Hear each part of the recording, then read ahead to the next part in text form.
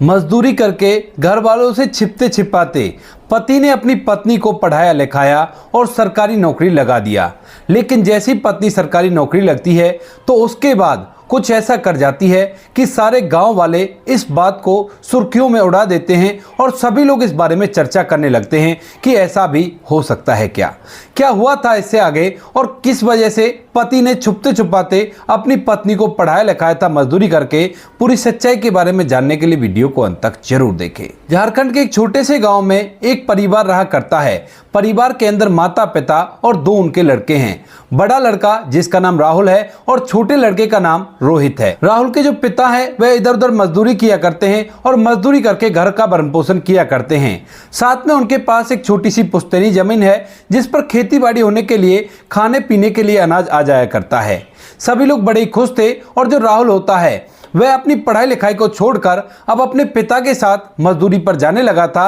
और शादी के युग भी हो गया था। जब बेटा शादी के युग होता है तो उसके बाद जो उसके पिता होते हैं वह उसकी शादी की चिंता करते हैं और इधर उधर उसके लिए लड़की ढूंढने लगते हैं। अब परिवार वैसे तो बड़ा ही खुशनुमा था लेकिन उनके पास ज्यादा अच्छी खासी पुश्तैनी जमीन नहीं थी और ज्यादा रुपया पैसा नहीं था। तो इसी वजह से वह अपने बेटे के लिए उसके लेवल का रिश्ता ढूंढते हैं और ढूंढने से पासी के गांव में एक लड़की का रिश्ता उन्हें मिल जाता है जिसके माता पिता भी मजदूरी किया करते थे और उनकी जो बेटी थी वह भी शादी के योग्य हो गई थी। लड़की का नाम था अंजलि। अंजलि जो कि पढ़ने लिखने में काफी ज्यादा होशियार थी लेकिन उसके माता पिता उसे पढ़ाने लिखाने में असमर्थ थे। तो इसी वजह से स्कूली पढ़ाई करने के बाद उन्होंने उसे घर बिठा लिया था और एक साल उसे घर बैठे हुए हो गया था। इसके बाद जब अंजलि को राहुल के घर वाले देखने के लिए आते हैं तो देखते उसे पसंद कर लेते हैं क्योंकि अंजलि देखने में काफी ज्यादा खूबसूरत थी। तो इसके बाद अंजलि की जब फोटो राहुल को दिखाई जाती है तो राहुल भी अंजलि को पसंद कर लेता है और माता पिता और अंजलि के घर वालों की मर्जी से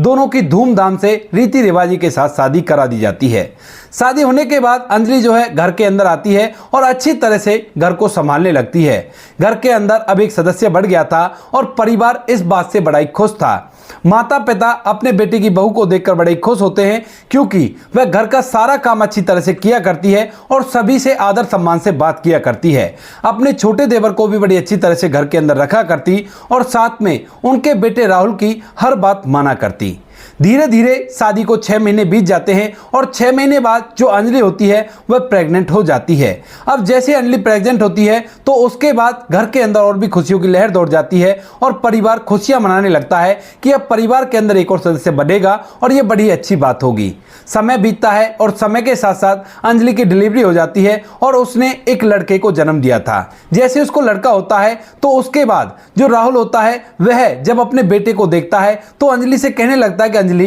तुमने मुझे संसार की सबसे बड़ी खुशी दे दी है, मांगो तुम्हें क्या मांगना है, तुम्हारी एक इच्छा आज मैं पूरी कर दूंगा। अब इस बात को सुनकर जो अंजलि है वो थोड़ी सी गहन सोच विचार में पड़ जाती है लेकिन फिर अपने पति से कह देती है कि कोई बात नहीं, अभी मैं आपसे कुछ नहीं मांग रही, जब मैं मांगूंगी जब मुझे जरूर से दे देना। ऐसा कहकर अंजलि फिलहाल चुप रह जाती है और राहुल भी इस बात को ऐसे छोड़ देता है। अब धीरे धीरे कुछ समय और बीतता है और कुछ समय बाद अब अंजलि और राहुल की शादी को लगभग 1.5 साल बीत गया था और 1.5 साल बाद एक दिन दोनों पति पत्नी अपने बेडरूम में आराम कर रहे थे। बीच में उनका बच्चा लेटा हुआ था जो कि अभी ज्यादा बड़ा नहीं है, छोटा ही है। लेकिन तभी जो अंजलि होती है वो अपने पति से कहने लगती है कि देखिए आपने मुझसे कहा था कि तुम्हारी एक इच्छा मैं पूरी कर दूंगा, तो क्या आप मेरी इच्छा पूरी कर सकते हो। अब इस बात को सुनकर राहुल कहने लगता है कि हाँ अंजलि बताओ तुम्हारी क्या इच्छा है, क्योंकि तुम जब से घर के अंदर आई हो तो घर को अच्छे से संभाला है और कोई भी परेशानी नहीं है। तो इसके बाद जो अंजलि होती है वह राहुल से कहने लगती है देखो मना मत कर देना, क्योंकि मैंने इसी वजह से उस दिन आपसे कुछ भी नहीं मांगा था। तो राहुल कहता है कि मैं वादा करता हूं कि जो भी तुम मांगोगी उस बात को मैं तुम्हारी को जरूर पूरा कर दूंगा। अब इसके बाद जो अंजलि होती है वो थोड़ी सी हिचकते हुए कहने लगती है कि देखिए मैं पढ़ने लिखने में काफी ज्यादा होशियार हूं और मैं पढ़ना लिखना चाहती हूं। पढ़ लिख कर मैं किसी सरकारी नौकरी में लगूंगी ताकि हम लोग ऐसी जिंदगी ना जिए, अच्छे से जिंदगी जी सके। अब इस बात को सुनकर जो राहुल राहुल होता है वह थोड़ी देर तक सोच विचार करता है और कहने लगता है कि अंजलि, ये तो बड़ी अच्छी बात है, अगर तुम पढ़ोगी लिखोगी और किसी सरकारी नौकरी में लग गई तो बड़ा ही अच्छा रहेगा। अगर ऐसी कोई बात थी तो शादी के बाद ही तुम्हें मुझे बता देना था। लेकिन तभी अंजलि कहती है कि बात तो आपकी सही है, लेकिन मैं नहीं चाहती थी कि किसी भी वजह से परिवार के अंदर मुझे अलग से अटेंशन दिया जाए, तो इसी वजह से मैंने उस टाइम पर नहीं बताया था। और अब तो शादी को काफी दिन हो गए हैं और आप अगर मुझे पढ़ा दोगे तो बड़ा ही अच्छा होगा। इसके बाद राहुल कहता है कि ठीक है, मैं इस बारे में एक बार माता पिता से बात कर लेता हूं और उसके बाद तुम्हें बता दूंगा। पति पत्नी आराम करने लगते हैं और जैसी दूसरे दिन सुबह होती है तो सुबह सुबह राहुल उठता है और उठने के बाद अपने पिता के पास पहुंच जाता है और वहां जाकर कहने लगता है कि पिताजी, मेरी जो पत्नी है अंजलि, वह पढ़ना लिखना चाहती है और पढ़ लिख कर एक सरकारी नौकरी लगना चाहती है। अगर आप लोगों की आज्ञा हो तो क्या मैं उसे पढ़ा सकता हूं? अब इस बात को सुनकर जो राहुल के पिता होते हैं वो थोड़ी देर तक सोच विचार करते हैं और सोच विचार करने के बाद इस बात की हामी भर लेते हैं और कहते हैं कि ठीक है बेटा, अगर ऐसी बात है तो बेशक से उसे पढ़ाओ, हमें कोई भी आपत्ति नहीं है। इसके बाद जो राहुल होता है वह अंजलि को पढ़ने की अनुमति दे देता है और उसका एडमिशन एक कॉलेज के अंदर कराता है जहां से वो ग्रेजुएशन कर रही है। ज्यादातर वो घर से ही पढ़ाई किया करती है, लेकिन नाम उसका रेगुलर में उन्होंने चला दिया है। अंजलि वहां पर रहकर पढ़ाई करती रहती है, लेकिन तभी जो छोटा भाई मोहित होता है उसकी शादी की उम्र हो जाती है और उसके बाद माता पिता उसकी भी शादी करा देते हैं और शादी के बाद एक और दुल्हन घर के अंदर आ जाती है। अब परिवार काफी बड़ा हो गया था, लेकिन जैसे अंजलि के देवर की पत्नी घर के अंदर आती है और वह अंजलि को पढ़ता लिखता देखती है तो उसके बाद वह इस व्यवहार की नहीं थी जिस व्यवहार का यह परिवार था और वह यहां पर आकर लड़ाई करने लगती है। जब घर के अंदर लड़ाई का माहौल बढ़ जाता है तो उसके बाद जो राहुल के पिता होते हैं वह राहुल से कहने लगते हैं कि बेटा, ये कारण क्या है जो इस तरह से लड़ाई हुआ करती है? तो राहुल कहने लगता है कि पिताजी, मुझे तो नहीं पता क्या कारण है। और इतनी देर में जो मोहित होता है वहां से निकल रहा था तो राहुल के पिताजी उसे भी अपने पास बुला लेते हैं और कहते हैं कि बेटा, तुझे तो पता होगा ये घर के अंदर जो लड़ाई हुआ करती है इसका कारण क्या है? तो मोहित थोड़ा सा हिचकता है और कहने लगता है कि बाबूजी, इस लड़ाई का जो मुख्य कारण है ना वो भाभी की पढ़ाई लिखाई है। जब से मेरी पत्नी को यह पता चला है कि भाभी अंजलि पढ़ा करती है तो उसके बाद से वह मुझसे तरह तरह की बातें कहा करती है और कहती है कि इस तरह से तो काम नहीं चलेगा और हमारा भी परिवार है, वो जो पैसे उसका पति कमाया करता है वो तो सारे उसकी पढ़ाई में लग जाते हैं और घर के पैसों में से घर का खर्च चला करता है। तुम पैसे कमाते हो, उन पैसों को घर के खर्च में लगा देते हो, तुम पैसे देना बंद कर दो या फिर अलग हो जाओ। अब अलग होना मोहित को बिल्कुल भी पसंद नहीं था और इसी वजह से दोनों मियां बीवी में लड़ाई हुआ करती थी और यह लड़ाई माता पिता तक भी पहुंच जाया करती थी। जब राहुल का पिता इस बात को सुनता है तो उसके बाद इस बात पर गहन सोच विचार करने लगता है और उसके बाद वह राहुल से कहने लगता है कि बेटा, अगर ऐसी बात है तो बहू से कह दो कि बहुत पढ़ लिख ली, अब पढ़ाई लिखाई को बंद कर दे। इसके बाद जो राहुल होता है वह अपने पिता से कहने लगता है कि नहीं पिताजी, इसकी पढ़ाई लिखाई को तो मैं नहीं बंद करा सकता क्योंकि ये पढ़ लिख कर अच्छी सी नौकरी लगना चाहती है सरकारी, तो इसी वजह से अगर ये सरकारी नौकरी लग गई तो परिवार के लिए ही अच्छा होगा। पिता बात को सुनकर कहता है कि बेटा, वो बात तो ठीक है, लेकिन परिवार के अंदर रोज रोज का कलेश अच्छा नहीं होता, इससे परिवार की वृद्धि रुक जाती है। तो राहुल कहता है कि कोई बात नहीं बाबूजी, धीरे धीरे छोटी समझ जाएगी और कोई भी दिक्कत नहीं है। ऐसा कहकर वहां से वो लोग अपने अपने काम के लिए चले जाते हैं, लेकिन ये बात छोटी बहू को सुनाई दे गई थी और उसके बाद वह इसी बात को एजेंडा बना देती है और अपने पति से फिर से लड़ाई करने लगती है। और अब तो वह अपने सास ससुर को सुना सुना कर कहा करती कि ये तो महारानी सरकारी नौकरी लग जाएगी, लेकिन हम लोग क्या करें, हम लोग तो सदा मदा मजदूरी ही करते रहेंगे और कौन किसके काम आता है। ऐसा कहकर वो लड़ाई को बहुत ही ज्यादा विशाल रूप दे देती है और जब अब परिवार से लड़ाई सहन नहीं होती तो उसके बाद जो राहुल के पिता होते हैं वो एक फैसला करते हैं। कहते हैं कि बेटा राहुल, अब बहुत हो गया, इस पढ़ाई की वजह से इतनी लड़ाई हुआ करती है और ये चीज बिल्कुल भी ठीक नहीं है। कल से ही तुम अपनी पत्नी से बोल दो कि वो बिल्कुल भी पढ़ाई नहीं करेगी और इसके बाद कम से कम घर में शांति तो रहेगी। लेकिन जैसे राहुल अपनी पत्नी को इस बात को समझाने की कोशिश करता है तो पत्नी उससे मना करने लगती है और कहती है कि अब कुछ ही दिनों की बात है और कुछ दिनों बाद मेरी सरकारी नौकरी लग जाएगी और कोई भी दिक्कत नहीं होने वाली, कुछ दिन तक और मैनेज कर लो। लेकिन राहुल अपने पिता का कहा नहीं टाल सकता था और उसके बाद उसे साफ साफ बोल देता है कि तुम बिल्कुल भी पढ़ाई नहीं करोगी। अब जैसे ही अंजलि इस बात को सुनती है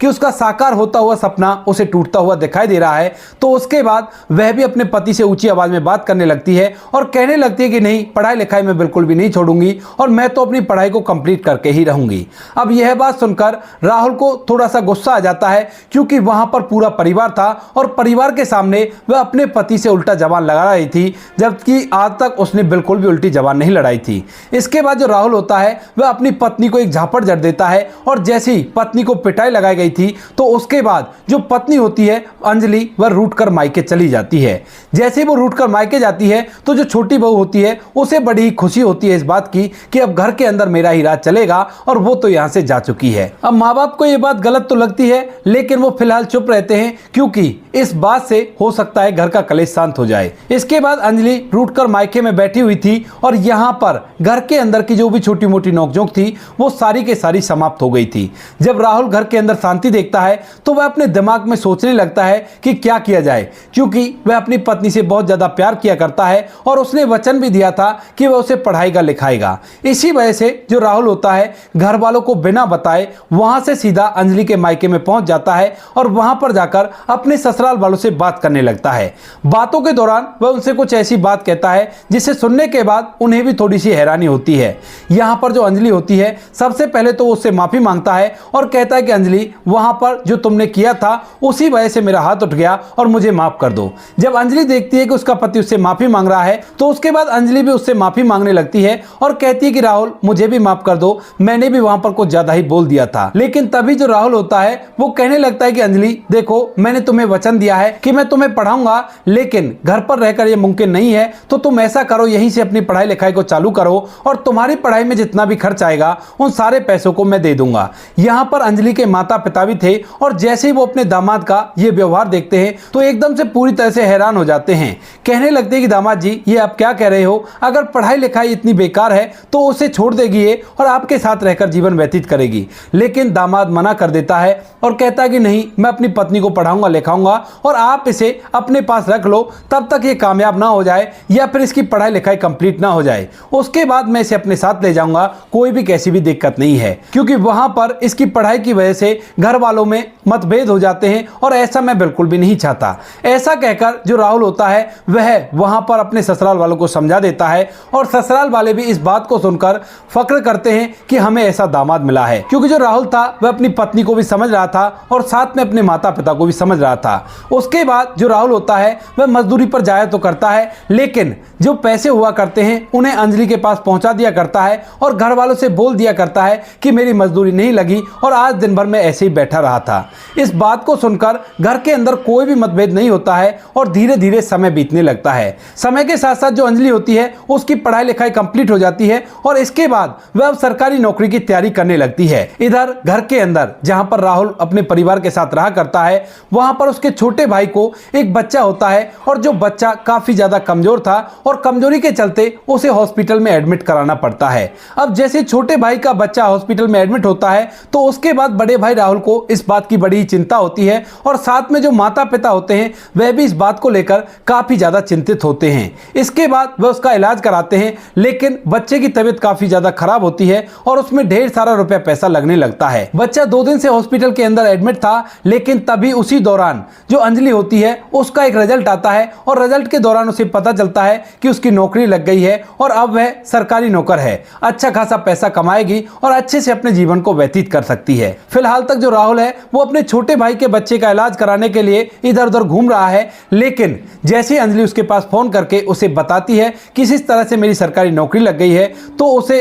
इस बात की खुशी तो होती है, लेकिन वह इस बात को सेलिब्रेट नहीं कर सकता और अपनी पत्नी से कहता है कि ठीक है अंजलि, अच्छी बात है, अपना आराम से नौकरी करो, कोई भी कैसी भी दिक्कत नहीं है। बच्चे की बीमारी कुछ ज्यादा ही बढ़ती जा रही थी और बढ़ती बीमारी के चलते जैसे ही समय व्यतीत होता है तो समय के साथ साथ उनकी जो भी पुश्तैनी जमीन थी उस सारी को बेचकर उन्होंने उसके लिए पैसा लगा दिया था, लेकिन तब तक भी उस बच्चे का इलाज नहीं हो पाया था। माता पिता, राहुल का छोटा भाई और छोटे भाई की पत्नी, सभी लोग इस बात से काफी ज्यादा हैरान और परेशान रहते हैं कि बच्चे को क्या हो गया, क्योंकि पिछले 8 महीने से लगातार उसको इधर से उधर लेकर घूम रहे हैं, लेकिन बच्चे की हालत में ज्यादा सुधार नहीं है। थोड़ा बहुत आराम पड़ता है दवाइयों से, लेकिन उसके बाद फिर से वो बीमार हो जाया करता है। अब तो नौबत यहां तक आ गई थी कि उन लोगों की मजदूरी पर जाना भी बंद हो गया था और ऊपर से बच्चे की बीमारी, परिवार पूरी तरह से संकटों से घिर गया था। अब तक राहुल अंजलि से बात तो किया करता था, लेकिन कभी भी इस परेशानी के बारे में उसे नहीं बताया था, क्योंकि उसकी पत्नी नई नई नौकरी लगी है, अगर उसे परेशानी हो गई तो बहुत ही गड़बड़ हो हो जाएगी। लेकिन अब जब घर के अंदर पैसे रुपए बिल्कुल भी नहीं बचते हैं तो उसके बाद राहुल एक दिन काफी ज्यादा परेशान होता है और उसी दौरान राहुल के पास अंजलि का फोन आता है और वह अंजलि को पूरी बात के बारे में बता देता है। अब तक अंजलि ने नौकरी करके कुछ पैसे भी इकट्ठा कर लिए थे और उसके बाद जैसे वो इस बात को सुनती है तो फौरन अपने मायके से सीधा ससुराल आ जाती है और वहां आकर जब बच्चे की ऐसी हालत देखती है तो उन सारे पैसों को वो अपने साथ लेकर आई थी जो 8 महीने से उसने कमाए हैं और उन्हें लाकर अपने ससुर को दे देती है। जैसे ससुर अंजलि को इतने पैसों के साथ यहां पर आए हुए देखता है तो वह पूरी तरह से हैरान हो जाता है और पूछने लगता है कि बेटी तुम इतने सारे पैसे कहां से लेकर आई हो। तो उसके बाद जो अंजलि होती है उन्हें बताती है कि बाबूजी मेरी सरकारी नौकरी लग गई है और मैं अब अच्छा खासा कमाया करती हूं, तो इन पैसों से आप बच्चे का इलाज कराइए, क्योंकि इंसान रहता है तो वो पैसे कमा सकता है लेकिन पैसों पर इंसान नहीं कमता। यह बात सुनकर जो ससुर होता है उसकी आंखों में आंसू आ जाते हैं और वहीं पर छोटी बहू भी इस बात को सुन रही थी और छोटा देवर भी इस बात को सुन रहा था। तो एकदम से जो छोटी बहू होती है वह अंजलि के पैरों को पकड़कर फूट फूट कर रोने लगती है और कहती है कि दीदी मुझे माफ कर दो, हमने आपको बहुत गलत समझा था। लेकिन तभी जो अंजलि होती है उसे खड़ा करती है और अपने गले से लगा लेती है। कहती है कि तुम मेरे देवर की पत्नी हो और मेरी छोटी बहन के बराबर हो और छोटे अक्सर गलतियां कर दिया करते हैं लेकिन बड़ों को उन्हें गले से नहीं लगाना चाहिए। तुम चिंता मत करो, मैं सरकारी नौकरी लगी हुई हूं और जितना भी पैसा बच्चे के इलाज में लगेगा वो सारा पैसा मैं खर्च करूंगी, कोई भी कैसी भी दिक्कत नहीं है। इसके बाद अंजलि अपने बच्चे के साथ यहीं पर रहने लगती है और उस छोटे से बच्चे के इलाज के लिए अपनी सारी तनख्वाह को निछावर करने लगती है। लेकिन जैसे ये पैसे जिन पैसों को लाकर अंजलि ने दिया था इनमें से कुछ ही पैसे उस इलाज में लगते हैं तो उसी दौरान बच्चे की तबीयत में जबरदस्त सुधार आने लगता है और वह बहुत ही जल्दी स्वस्थ हो जाता है। इस बात को देखकर घर वाले पूरी तरह से हैरान थे और यहां पर जैसे ही गांव वालों को यह बात पता चलती है तो लोग तरह तरह की बातें बनाने लगते हैं। कुछ लोग तो कहते हैं कि अंजलि के पैसों को लगने की वजह से ठीक हो गया है और इन्हीं की वजह से ठीक नहीं हो रहा था। कुछ कहते हैं कि अब बच्चा बड़ा हो रहा है तो अपने आप रिकवर करने लगा है तो इसी वजह से ठीक हो गया है। इसके बाद जैसे ही वो बच्चा ठीक हो जाता है तो कुछ पैसे ससुर के पास बच गए थे और उसके बाद उन पैसों को वो अंजलि को लौटाने लगता है। कहता है कि ये लो बेटी कोई बात नहीं, इन पैसों को अपने पास रख लो। लेकिन तभी अंजलि कहने लगती है बाबूजी इन पैसों को अपने पास रखो और अब जब बच्चा ठीक हो गया है तो हम सभी लोग कमाएंगे और कमाने के बाद अपनी उस पुश्तैनी जमीन को दोबारा से ले लेंगे। यह बात सुनकर जो ससुर होता है वह पूरी तरह से धन्य हो जाता है और अंजलि की वाहवाही करने लगता है। इसके बाद सभी लोग अच्छी तरह से पैसा कमाने लगते हैं और कुछ दिनों में ही इतना पैसा वो इकट्ठा कर लेते हैं कि जिन पैसों से वो अपनी पुश्तैनी जमीन को दोबारा से खरीद लेते हैं और खुशियों के साथ समय व्यतीत करते हैं। फिलहाल के समय में कुछ दिनों पहले अंजलि के बेटे की शादी हुई है लेकिन अब तक भी सभी लोग एकत्रित रहा करते हैं और किसी को किसी से कोई शिकायत नहीं है। सभी लोग इतनी अच्छी तरह से रहा करते हैं कि गांव के अंदर उनकी मिसालें दी जाती हैं और कहा जाता है कि परिवार हो तो ऐसा हो जैसा उन लोगों का है। तो दोस्तों ये थी आज की कहानी। आपको जैसी भी लगी हो कमेंट सेक्शन में बता देना। वीडियो अगर अच्छी लगी हो तो वीडियो को लाइक और चैनल को सब्सक्राइब जरूर करें ताकि हमें थोड़ा सा हौसला मिले आप लोगों के लिए ऐसे अच्छे वीडियो बनाने के लिए। इन कहानियों को सुनाने का उद्देश्य किसी को परेशान करना बिल्कुल भी नहीं है। ये कहानी आपको इसलिए सुनाई जाती है ताकि आप लोग इन कहानियों में से कुछ ना कुछ सीख सको और अपने जीवन में उस चीज को अप्लाई कर सको। मिलते हैं किसी नेक्स्ट वीडियो में नए टॉपिक के साथ, तब तक के लिए जय हिंद, जय भारत, जय हिंदुस्तान।